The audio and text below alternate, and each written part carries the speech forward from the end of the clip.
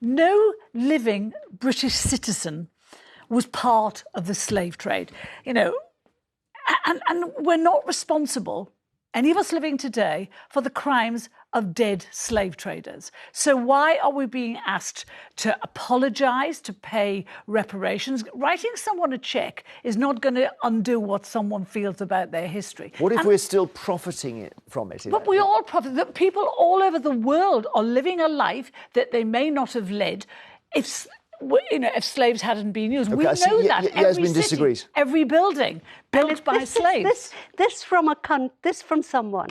Okay, you live in a country. No, listen. Can I speak? You live in a country which, after the First World War, Germany was absolutely forced to pay reparations, and they're still paying off. Oh, the Brits don't worry about that. They've never said, oh well, living young Germans had nothing to do with that. Japan was made to pay huge reparation bills. Somehow Britain, when called upon to at least make a gesture, the royals actually benefited hugely. So did Tate and Lyle. So I find it so extraordinary that's when you disengage. But they lost a war, Japan and Germany. Yeah, yes, reparations was insisted on. Nobody said, OK, we're going to forget this, it happened, it's history. When it suits us, right? And, I think Jamaica, I have a lot of Jamaican friends, they wouldn't have been this exercised, because they have been fond of the royals, without the Windrush scandal. That really shocked them. Something odd is happening with this trip. I don't quite get it. I can't work out. Firstly, this idea that a letter has been written by 100 Jamaican leaders, that sounds like a lot of people, but then 100 leaders? And then the other thing is, I thought William and Kate had people saying, look, watch, this is going to be a tricky one. But obviously nobody said that to them. So they keep going to places where they're told they're not welcome. Well, I think Barbados started something by declaring itself a republic and dissociating from that.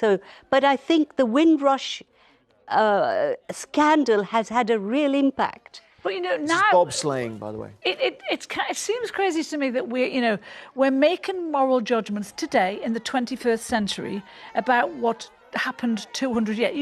We had Tony Blair apologising for the potato famine, saying, what was he said? He was expressed his sorrow and regret for something that happened a century before he was born. But I think that's nonsense. It's empty gesture politics. Carol, that's decency. It's that's not. Absolutely decency. No, it isn't. It's empty gesture.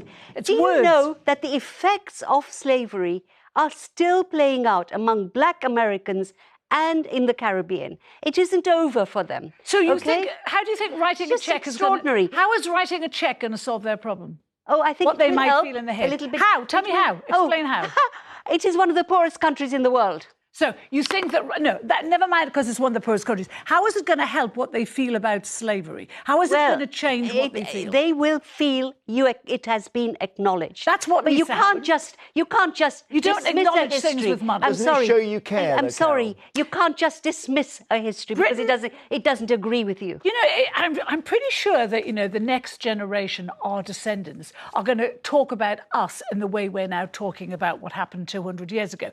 Are they going to talk about? Are they going to criticise us for burning fossil fuels? Are they going to criticise us for letting kids have sex changes and start taking hormones aged 14? Was it? So we're going. Every age has wrongdoing. My question was just that was it that long ago? And here's why I asked that. I was born in 1965.